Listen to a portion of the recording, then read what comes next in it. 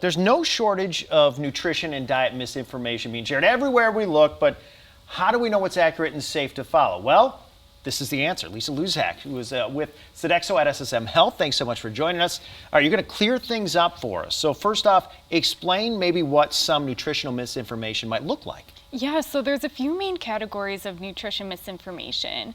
The first, I would say, is unnecessary restriction. So if you see anyone that's advocating for eliminating different food categories, for example, all carbs, all dairy products, sugar, saying that you can only eat organic foods, this isn't necessary. So that would be a red flag that I would look for, because those foods, not medically, unless it's medically necessary to eliminate, most general healthy people don't need to eliminate them.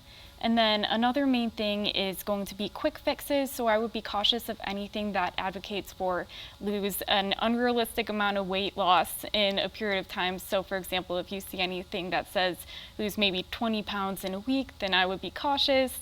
Same with herbal supplements that say they can cure all disease. I would be cautious of that too.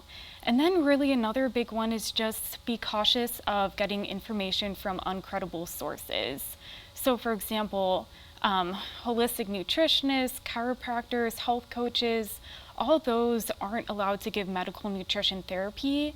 It can actually be really confusing because nutritionist on its own is an unregulated term, so anyone can call themselves a nutritionist. However, registered dietitian nutritionists, these are the only health professionals that are allowed to give medical nutrition therapy. So when people are looking for good quality information, they'll want to go to registered dietitian nutritionist. I think a simple way to put it is, if it sounds too good to be true, it probably is. Is that kind of what you Yes. tell people when it comes to diets or fads or whatever these are? For sure. But the good thing is that there's a lot of good sources that people can go to for good nutrition information. So some of these I would say would be nutrition.gov, eatright.org, examine.com. Harvard's Nutrition Health Source is also really great. So there's good places people can go to, but I would be cautious of those red flags. And in case my mom is watching, do I really have to eat those vegetables? Oh, you do. They're full of vitamins, minerals, phytonutrients, and your body will thank you if you do. So I think we learned do so it much for of it. your body. We have the plates when we're at elementary school, and they always talk about portions.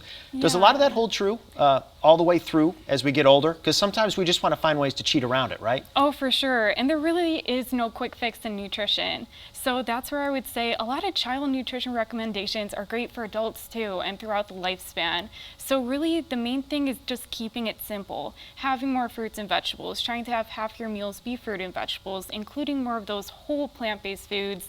These are easy ways that we can improve our health. All right, and you have so many great answers for us. We appreciate it. Thank you so much for joining the show here today. Yeah, thank you for letting me be here.